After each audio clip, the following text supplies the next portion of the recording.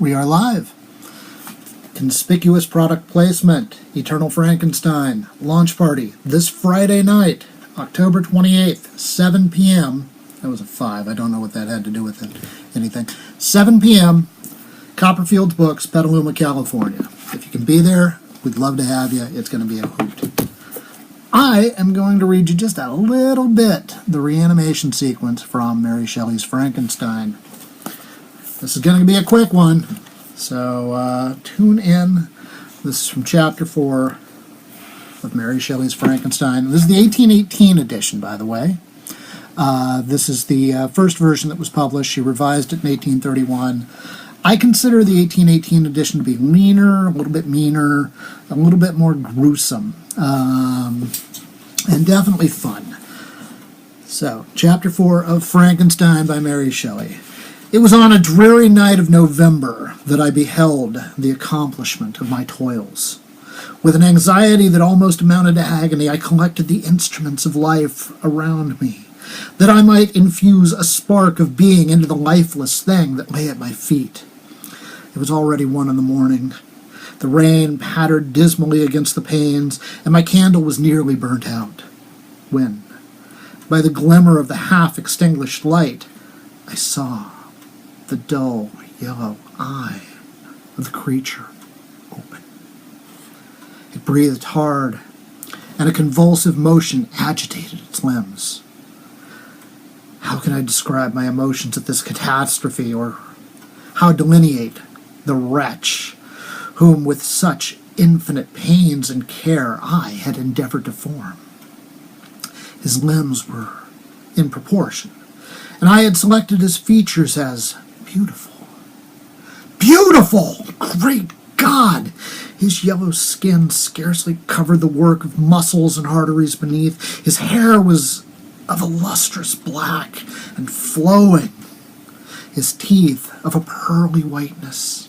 But these luxuriancies only formed a more horrid contrast with his watery eyes that seemed almost of the same color as the dun, white sockets in which they were set, his shriveled complexion, and straight black lips. The different accidents of life are not so changeable as the feelings of human nature. I'd worked hard for nearly 2 years for this sole purpose of infusing life into an inanimate body. For this I had deprived myself of rest and health. I had desired it with an ardor that far exceeded moderation. But now that I had finished, the beauty of the dream vanished, and breathless horror and disgust filled my heart. Unable to endure the aspect of the being I created, I rushed out of the room and continued a long line traversing to my bedchamber, unable to compose my mind to sleep. At length, lassitude succeeded to the tumult I had before endured, and I threw myself on the bed in my clothes, endeavoring to seek a few moments of forgetfulness. But it was in vain.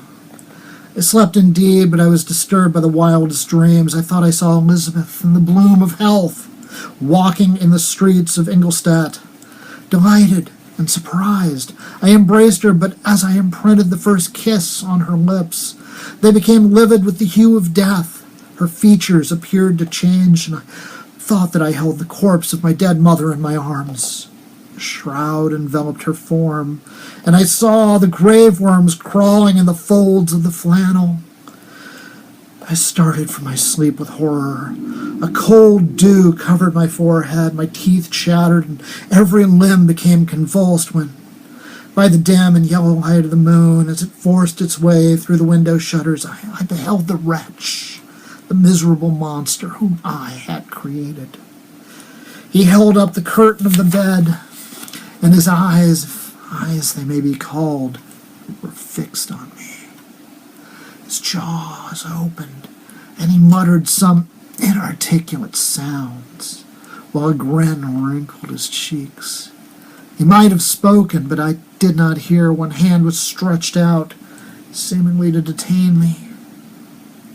But I escaped, and rushed downstairs. I took refuge in the courtyard belonging to the house which I inhabited, where I remained during the rest of the night, walking up and down in the greatest agitation, listening attentively, catching and fearing each sound as if it were to announce the approach of the demoniacal corpse to which I had so miserably given life.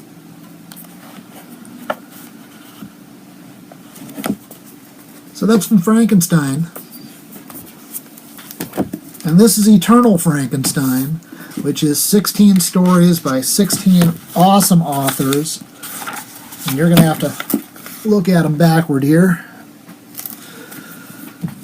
And, hey, I hope to see you at the launch party on Friday.